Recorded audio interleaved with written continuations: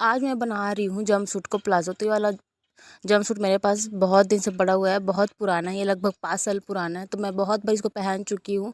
तो अब सोच रही हूँ कि इसको डेली वेयर के लिए प्लाज़ो बना दूँ, तो कभी कभार पहनते बन जाएगा। तो मैं दिखाऊंगी आप लोग को लास्ट में कि कैसा बना है। तो 2-2 इंच ऊपर से कट करके निशान लगा के काट लेना है।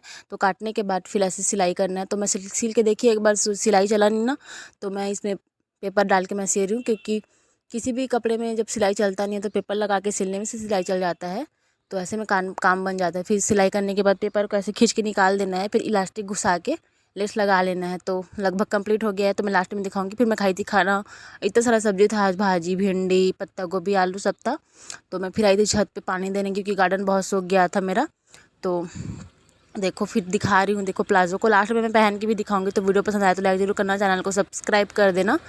देखो कैसा बना है मेरा प्लाज़ो और कैसा दिख रहा है मेरे पे, मेरे को तो बहुत पसंद आया।